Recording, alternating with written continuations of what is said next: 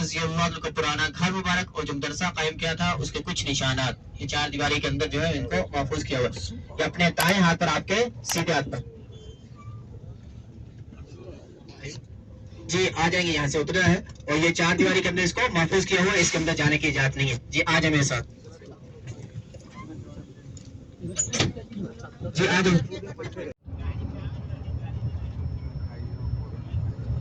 चुन के खाइए शरीर मेरा पन्ने न खाए चुन के खाइए शरीर मेरा पन्ने न खायो आएगा यार तो दीदार करेंगे मुकरमा में रहना भी मुश्किल हो गया तो फिर आपने मक्का की जो दाएं बाएं की बस्तियां थी वहां पर नजर दौड़ाई तो आपकी सबसे पहली नजर इसी ताइफ की बस्ती पर पड़ी क्योंकि यहाँ के जो लोग थे ये मालदार लोग रहते थे उमरा लोग रहते थे और ताइफ के सरदारों ने यहाँ पर बड़ी बड़ी कोठियां बना रखी थी तो आपने क्या फरमाया था अगर ये लोग इस्लाम को कबूल कर लेंगे दीन की बात को मान लेंगे तो अरब के बाकी लोग भी इनको देकर इस्लाम को कबूल कर लेंगे और दीन का बोल बाला हो जाएगा तो इसी वजह से नबूवत के 10वें साल आपने अपने गुलाम हज़रत ज़ैद बिन हारिसा रज़ी अल्लाह को अपने साथ लेकर जगह पर हमें 20 से 25 मिनट का वक्त मिलेगा हम अपनी ज़ियारतें मुकम्मल करने के बाद उसी जगह पर उसी पॉइंट पर हम वापसी आएंगे उसके बाद हमारी बाकी ज़ियारतें जो है जैसे हम गाड़ी के अंदर आ जाएंगे तो बाकी ज़ियारतें हमारी गाड़ी के अंदर से शुरू हो जाएंगी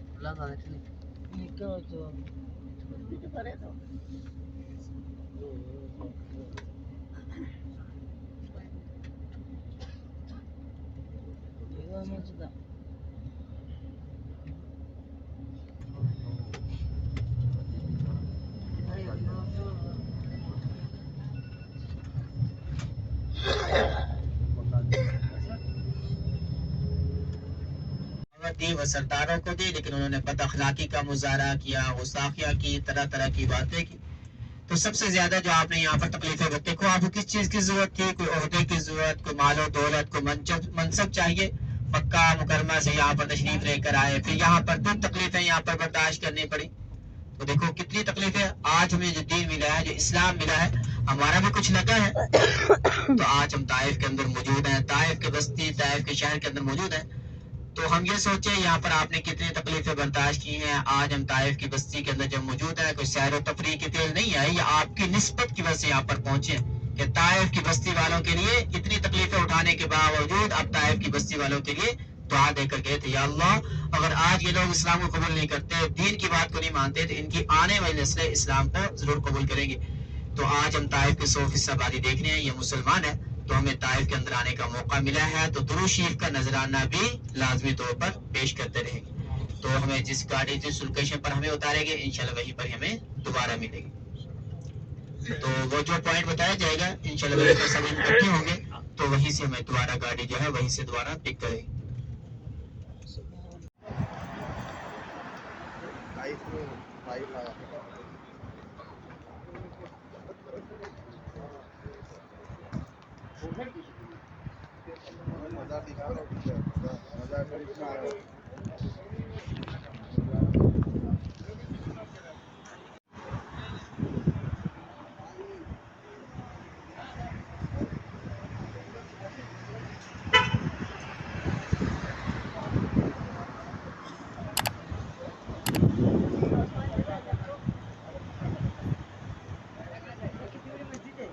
देखो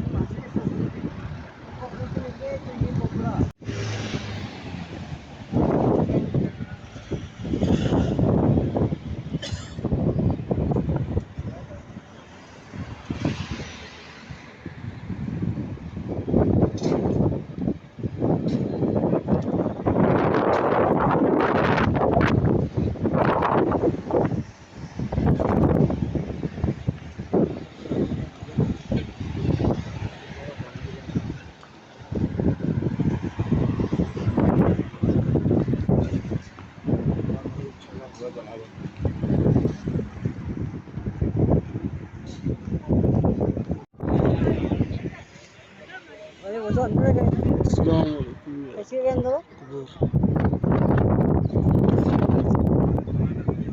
किसी के अंदर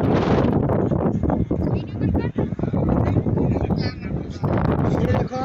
हजरत अब्दुल्ला बिन अब्बास के बाजू में कब्रिस्तान था जिसमें पहाड़ी पर चढ़ा हूँ अभी। तो देखो यहाँ से दिखेगी ये 12 या 14 शहीदों के मज़ार है यहाँ पे, साहबा के मज़ार है। और ये इनका पुराना मदरसा देखो आपको काजी के अंदर घुसते ही है अंदर। ये इनका पुराना मदरसा है, ये भी पुराना मदरसा है उनका। बुझू क्या बुझो, देखो बड़ोडा के अपने एक भाई है, वो बड़ोडा सिटी के एक भाई है अपने, वो जो अंदर घूम रहा है।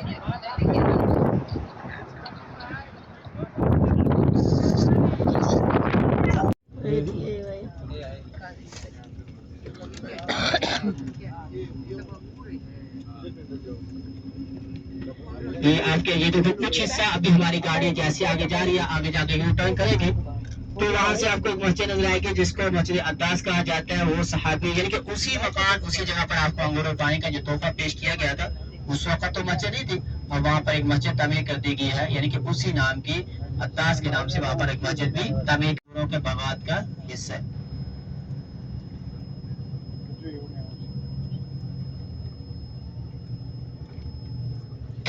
दाएं हाथ पर आपके सीधे हाथ पर ये अंगूरों का भी देखो हदीस पाक के जिक्र वो अंगूरों के बागात का है, लेकिन अब इसके अंदर मुख्तलिफ किस्म की काश्तकारी मुख्तलिफ किस्म के फल फूल वगैरह जो है उगाए जा रहे हैं। ये आपके दाएं हाथ पर आपके सीधे हाथ पर। तो यहाँ पर हमें जो आने का मौका मिला है तो दुरूद शरीफ का नजराना भी लाजमी तौर पर पेश करते रहेंगे। यहाँ से आपको एक मस्जिद भी नजर आएगी जिसको मस्जिद अब्बास कहा जाता है। वो सहाबी सबसे पहले मुसलमान हुए थे ताइफ की बस्ती के अंदर, तो उसी नाम के यहाँ पर यानी इसी मकान और इसी जगह पर आपको अंगूर और पानी का तोहफा पेश किया गया था। अब इस जगह पर एक मस्जिद तमीर कर दी गई है जो मस्जिद अब्बास के नाम से मशहूर है। जी आपके दाएं हाथ पर आपके सीधे हाथ पर ये खूबसूरत मंजर देखो। अब इसके अंदर मुख्तलिफ किस्म की काश्तकारी और मुख्तलिफ किस्म के फल फूल वगैरह उगाए जाए। वो सामने आपको मस्जिद नजर आ रही है उसको मस्जिद अब्बास कहा जाता है। वो सहाबी जो सबसे पहले मुसलमान हुए थे ताइफ की बस्ती के अंदर, तो इस नाम की यानी कि ये बाग जो था या उत्वा बिन नबिया आपको इस हालत में देख रहा है तो वो भी अफसोस कर रहा था, ए जालिमो ए ताइफ के बशिंदो तुमने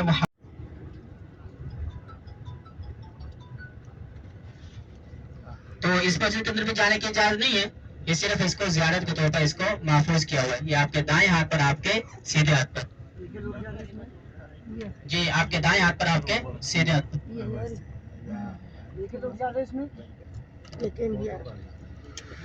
मस्जिद को ये आपके दाएं हाथ पर आपके सीधे हाथ पर मस्जिद रसूल।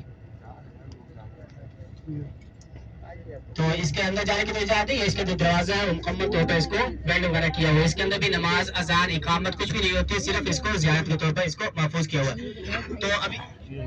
तो अब अपने दाएं अपने इत्तेहाद तो ये मस्जिद को मुकम्मल तौर पर बार वगैरह मुकम्मल तौर पर इसको जो है बंद किया हुआ है। इसके अंदर नमाज अजान इकामत वगैरह कुछ भी नहीं होती, ये सिर्फ जियारत के तौर पर इसको महफूज किया हुआ है।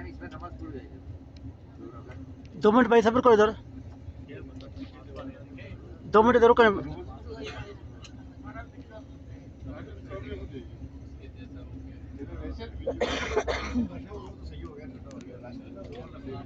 उस बात पर इस बात पर सबसे पहले जो जख्मी होने की हालत में आपने वक़्फ़ किया था, जख्मी होने की हालत में जब ठहरे थे इसी मस्जिद रसूल की जगह पर ठहरे थे। उस वक्त तो मस्जिद नहीं थी। अब यहाँ पर एक तारीखी मस्जिद बनाई गई है जो पत्थरों से बनी हुई मस्जिद है जो इस वाक़े की तरफ इशारा करती। तो जालिम पहाड़ के ऊपर चले गए, जब ऊपर से पत्थर फेंक लिया तो आप उन पत्थरों, तो ये वही मकामात है, ये वही जगह है जो 5 लड़के आपके पीछे लगाए गए जो आपके पीछे आवाजें कस रहे थे, गालियां बक रहे थे, नाउजुबिल्लाह आपको बुरा भला कहा जा रहा था। तो जो पत्थरों की बारिश हुई है तो इन्हीं मकामात पर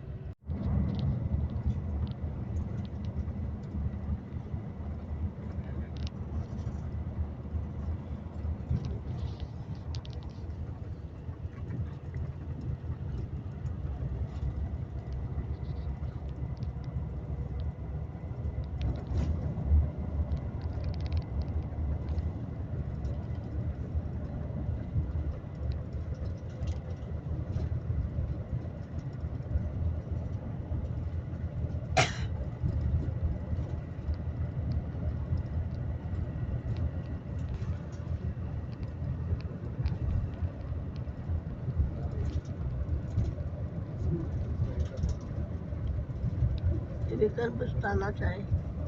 हाँ एक प्रस्थान